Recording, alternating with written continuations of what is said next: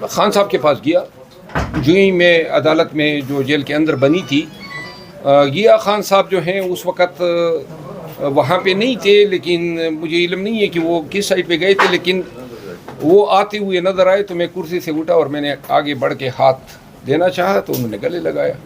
اور اس کے بعد جو ہے ہم دونوں سائڈ بائی سائڈ کرسیوں پہ بیٹھ گئے، اور اس کے بعد خان صاحب نے ساری باتیں میرے ساتھ کی. گلے شکوے میں نے گلے کیے ان کو، اور میں نے کہا میری تو فریاد کی جگہ آپ ہے.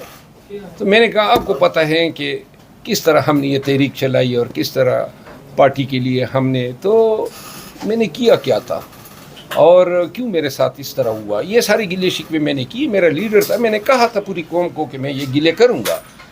تو خان صاحب نے پھر کہا کہ میں نے آپ کو منع کیا تھا، تو لہٰذا یہ ساری بات کہ آپ یہ نام نہ لیا کریں. اور پھر انہوں نے کہا کہ میں نے کہا کہ میرے خلاف بھی لوگ بولتے ہیں، تو وہ بھی میڈیا پہ آ کے تو انہوں نے کہا آئندہ آپ کے خلاف کوئی بولے تو آپ مجھے بتایا کریں اور آپ نہ لیں. تو بہرحال اور ساتھ میں پھر انہوں نے کہا کہ آپ 3 ماہ بعد کیوں آئے، آپ کو آنا چاہیے تھا. جب بھی ڈال لی آپ سے ہم نے دیکھیے خان صاحب کو پہلی دفعہ وہ میری کان میں بولتے رہے، اور تقریباً 6-7 منٹ ہم اس طرح ہم نے گفتگو کی ہے، کیونکہ بہت ساری باتیں میں ان سے اس طرح کرنا چاہتا تھا کہ اور لوگ نہ سنیں. اچھا، خصوصی بات چیت ہوئی 6-7 منٹ. اور سارا جو معاملہ تھا، آپ کو خان صاحب نے کیا ذمہ داریاں دی ہیں؟ پورے پاکستان میں جلسے کرنے جا رہے ہیں آپ؟ وہی ذمہ داریاں ہیں جو پہلی تھی، روڈوں پہ کنونشنوں پہ اور لاٹیاں کھانے کی اور آنسوریز کی، اور لہٰذا وہ ہم کریں گے. آپ کی پارٹی ایک جلسہ نہیں کر سکی شیر افضل مروت کو مائنس کر کے؟ اسلام آباد میں سوابی جا کے جلسہ کیا سر؟ نہیں، ابھی علی امین خان کی کابشوں کو میں سراہتا ہوں. انہوں نے اب 22 اگست کو خان نے وہ ذمہ داری چونکہ ان کو دی تھی، تو آج میری جیل سے نکلتی علی امین خان سے بات ہوئی ہے، اور انہوں نے پھر کہا کہ پنجاب، اسلام آباد، پنڈی، یہ لوگوں کو ہو سکتا ہے یہاں پہ رکاوٹیں ڈالے. شیر افضل مروت کو کسی NOC کی ضرورت ہے؟ جیسے پوری پارٹی ایک DC کے پیچھے یا ہائی کورٹ میں بیٹھی رہتی تھی کہ ہمیں نوٹیفیکیشن دیا جائے، ہم جلسہ کرنا چاہتے ہیں، ترنول کرنا چاہتے ہیں، سوابی کرنا چاہتے ہیں، اٹیک کرنا چاہتے ہیں. نہ کبھی تھی نہ کبھی میں مانگوں گا. احتجاج کروں گا، گرفتار کرتے ہیں، مارتے ہیں، پیٹتے ہیں، کریں، لیکن یہ آئین کے آرٹیکل 16 کے تحت ہمارا بنیادی حق ہے. نہ ہم نے کبھی پاکستان میں کسی DC کو درخواست دی ہے، اور انشاءاللہ احتجاج بھی کریں گے. پنجاب میں لاہور جائیں گے، پورے پنجاب کو اٹھائیں گے. یہ آپ کے توسط سے پوری قوم کو بتا رہے ہیں. اور جو کہتے ہیں نا کہ ہم NOC کے پیچھے بھاگتے ہیں یا PTI والے، وہ یاد رکھیں، عوام کا جمع غفیر ہوگا، لاکھوں لوگ ہوں گے، پورا پنجاب امٹ آئے گا. ہم لاہور میں احتجاج کر کے دکھائیں گے. صرف احتجاج ہی نہیں ہوگا، جلسے بھی ہوں گے، جلوس بھی ہوں گے، دھرنے بھی ہوں گے. پھر جو یہ کہتے ہیں نا، مریم بی بی کہہ رہی تھی کہ میں بڑی رتلس ہوں گی، تو میں کہتا ہوں رتلس ہو جاؤ، لیکن ہم اپنے بنیادی حق سے نہ کبھی دستبردار ہوں گے، اور نہ کبھی آپ کے ان دھمکیوں کے آگے ہم سرنگو ہوں گے، اور اس ڈر سے کہ آپ ہمیں مار دیں گی. آئین اور قانون کی پاسداری کے لیے ایک پرامن احتجاج پاکستانیوں کا حق ہے، جس سے ہم کسی صورت میں دستبردار نہیں ہوں گے. شیر افضل مروت صاحب، پارٹی کو یا عمران خان کو یہ احساس ہوا کہ شیر افضل مروت جو توانا آواز ہے اس کو دبایا؟ ایک جلسہ کرنے میں ہم ناکام ہوئے PTI کی قیادت، اور میں سوابی گیا، وہاں پر ہزاروں لوگ شیر افضل مروت کو مس کر رہے تھے، بڑے بڑے بینرز اٹھائے ہوئے تھے، نعرے بازی کر رہے تھے.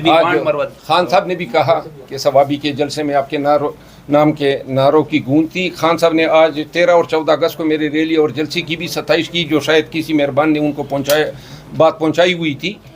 اور خان صاحب کو چند ایک اچھی چیزیں میری حوالے سے بتائی گئی تھی، لیکن خان صاحب کو میں نے یہ ضرور کہا، میں نے کہا کہ بے شک یہ عدالتی یا انتظامی کوششیں ہونی چاہیے، لیکن احتجاج ہوگا تو تب جو ہے پاکستان میں قانون کی حکمرانی کا خواب جو ہے وہ عملی طور پر تکمیل پائے گا. آپ کی پارٹی مولانا فضل الرحمان صاحب اور محمود خان اچکزئی صاحب کو دیکھ رہی ہے، وہ نکلیں گے تو ہم نکلیں گے. یہ کون سا انقلاب ہے آپ کا؟ نہیں، ان کے ساتھ بھی بات سائیڈ بائی سائیڈ ہونی چاہیے، لیکن اس امید پہ ہمیں تکیہ نہیں کرنا چاہیے کہ وہ ہوں گے تو احتجاج ہوگا.